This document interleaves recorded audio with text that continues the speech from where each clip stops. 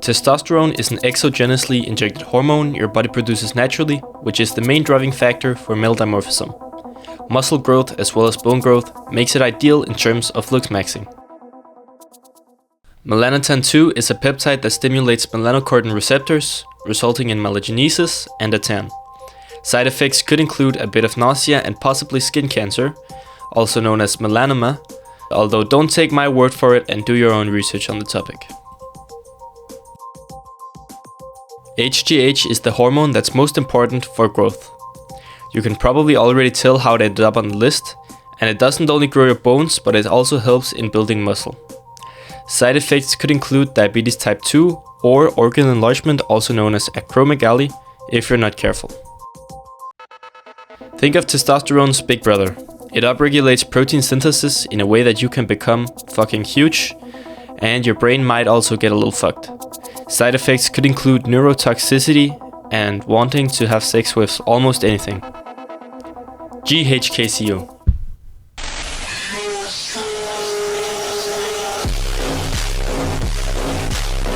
A bit of a memed out peptide, but yeah, it works, increasing collagen production and simply giving increased skin quality by a quite measurable amount. The only real side effects would be if you take a fuck ton of it, your copper to zinc ratios are gonna be off, so you have to supplement zinc with it in some cases.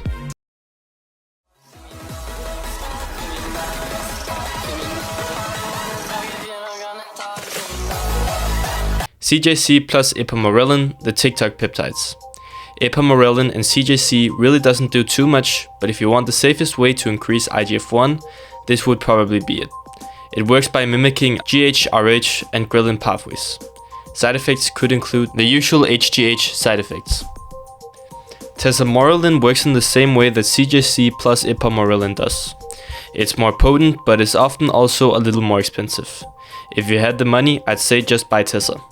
Side effects could include HGH side effects because it makes HGH. Going bald, you probably need oral minoxidil. And don't worry, you'll get hairs all around of the rest of your body also, if that's something you like. Side effects could include not really any other than maybe fluid retention and yeah, a load of hair. Finasteride. It blocks DHT and prevents hair loss because remember, hair is life and if you have no hair, you have no life. Side effects could include erectile dysfunction and reduced libido. Finasteride's older brother, Dutasteride. Basically the same, except it nukes DHT down a lot more than finasteride. Side effects could include the same as finasteride, just to a little bigger degree. Retatrutide, also referred to as Ratatouille, is like Ozempic on steroids. It works by activating 3 hormone receptors, whereas Ozempic only activates 1, the GLP receptor. Side effects could include nausea, but being lean as fuck. Semaglutide is just retatrutide except for activating 1 less receptor. It's also called Wegovy, but personally I would just run Reta. Side effects could include nausea and maybe diarrhea. Aromatase inhibitors. These compounds block the conversion of testosterone into estrogen and are often used for height maxing in a process whereof estrogen is the main hormone responsible for closing the growth plates. However, if you're not careful, you can fuck up your brain and get the same IQ relative to a void. Side effects could include joint pain or simply not developing properly. IGF-1 LR3. IGF-1 is the hormone that HGH makes your body create that's responsible for the actual growth. IGF-1 LR3 is basically skipping human growth hormone and just getting the IGF-1 directly. It's created with a half-life of around 30 hours to allow the IGF-1 to work properly. Side effects may include HGH side effects. However, it is a quite potent peptide, so you have to be aware of that. FGFR3, standing for fibroblast growth factor receptor, is a hormone that regulates and reduces the formation of bone from cartilage. It's unknown how effective it exactly is, however I have seen some quite strong results from this compound. From what I have read, there are a fucking lot of side effects, but things like high phosphate and calcium levels are probably the most probable. Something like infigratinib was FDA approved but has been revoked since, so I would probably recommend doing your own research. Low peptides is simply GHKCU mixed with regenerative peptides like TB500 and BPC157, which are made for joint recovery and recoveries from injury. TB500 and BPC157 don't actually really have anything to do with looks, which is why I don't have them on the list, so yeah, I would just recommend doing GHK. Similar to KLOW, it's simply just GHKCU with TB500 and BPC, also added KPV peptide. I'll talk more about KPV in just a bit. Crystal. Not much to be said. Methamphetamine makes you less hungry, so if you're methed up for an entire day, you won't eat anything for that day. Side effects for meth could include anxiety and depression. You know, it is meth after all. Potassium. Potassium is an essential electrolyte important for nerve function, muscle contraction, and heart rhythm.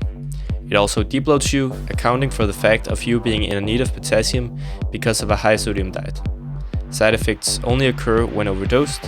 They could include offbeat and dangerous heart rhythm, as well as cardiac arrest. Accutane. Accutane is a powerful vitamin A derivative used to treat severe acne. Accutane also shrinks the size of the nose by a relative amount. Side effects could include extremely dry skin and a lot of other side effects. It's known as side effect roulette, but people like Clavicular still think it's worth it because of the benefits. Glutathione. Glutathione is a naturally occurring antioxidant which has a lot of benefits for you, especially if you drink a lot, and for some it can be a way to treat their acne, but realistically glutathione really only helps the liver and removes a lot of heavy metals from the body by binding to them and allowing them to be flushed out as a liquid. NAD+. NAD+ is mostly associated with anti-aging and gym performance, allowing your body to convert energy into ATP optimally by utilizing all of the energy in your system. KPV. KPV is a short peptide with anti-inflammatory properties, which can reduce inflammation present in the skin, so a lot of the time you'll see people combining it with maybe GHKCU for optimal results. It has multiple other benefits for the body, and generally it's a well-tolerated peptide for what we know. CognitionMaxxing. CognitionMaxxing isn't quite necessarily Looksmaxxing, but I quickly just wanted to talk about it because of the importance I believe it brings. A lot of us go our entire lives without even thinking about how we can transcend our brains, our knowledge and our habits. So yeah, I would recommend looking into nootropics and all of that stuff because it is quite niche right now and the benefits that nootropics are able to bring are absolutely massive. So I would really recommend looking into it.